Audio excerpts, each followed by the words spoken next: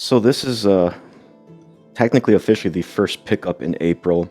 It's been kind of a weird month with everything going on in the world right now. But I want to keep doing these videos to keep me busy, keep me entertained, keep you guys entertained if you guys are entertained by these. So 30 of you seem to be.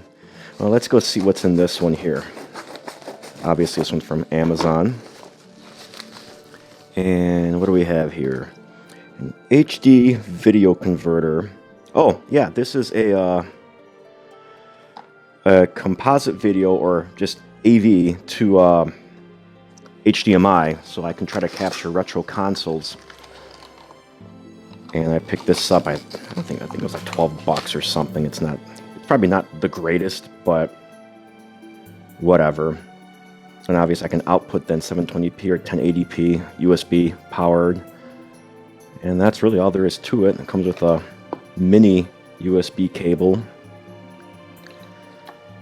and just standard user manual and stuff. Nothing fancy.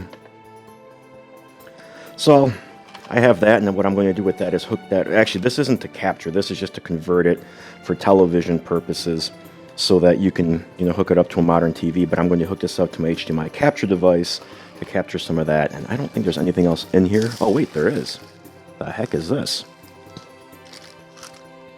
Oh yeah, these are some capacitors that I ordered for repairing some components. I think these are to repair some power supplies, which if you saw my update to my retro PC build video, you'll know that the power supply, when I opened it up to clean it, it had some bad capacitors, and so I went through all of my old spare power supplies, and they're all pretty much like that except for one of them, which didn't have a floppy drive power cable. So that's what these are for. This is only part of it. I actually have more on order because I need more of them. So, all right, on to the next item.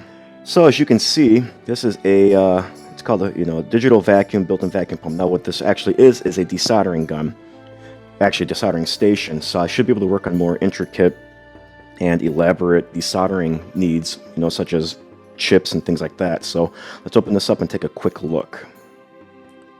So it's just a basic desoldering pump. This is a handle and a tip cleaning pad, sponge, power cord, various tips and filters.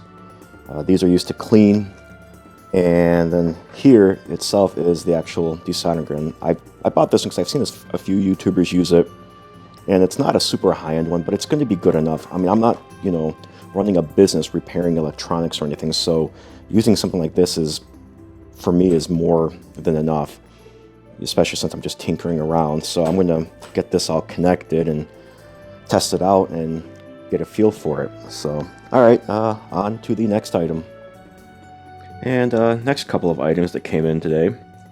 Let's take a look and see what we've got here. I think I know what's in here, but we're going to find out together to be sure, right?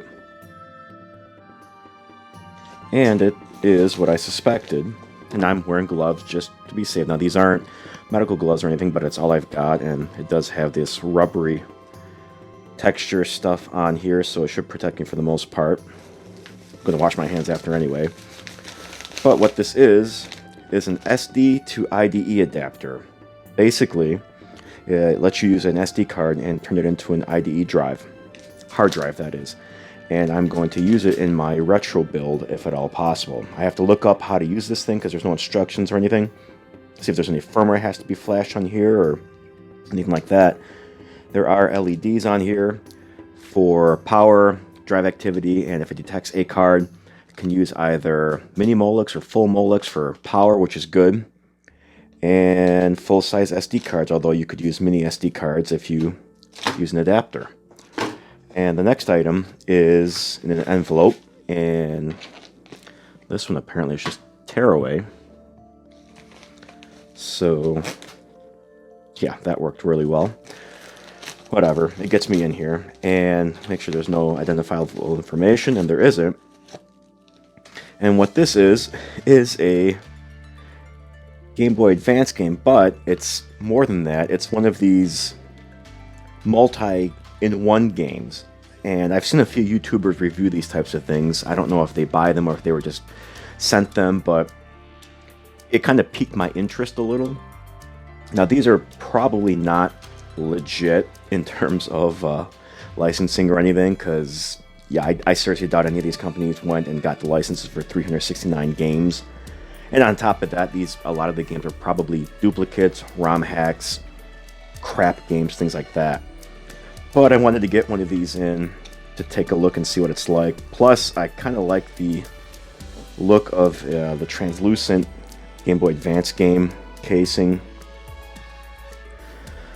It says no repeats, so hopefully there aren't like 30 copies of, I don't know, Super Mario World, Super Mario Advance, I think it was Advance 2. But yeah, I've got a few more of these coming in actually. I'm hoping they'll all get here this month. They should, but if not, then I'll split them up. But I'm going to do an all-inclusive review of all of them that I get in. I also have another surprise that's coming in that's somewhat related, but not really, but it is. And I'm really, really, really hoping that all comes in together so that I can have one video of it, because I don't want to split it up. But that's what I've got so far. So that's all I got in April. Not a whole lot, but I'm still expecting a few things that were delayed. In fact, I had some stuff that I ordered back in March for personal use that didn't arrive until this past week. So just to give you guys an idea of how some of the delays are.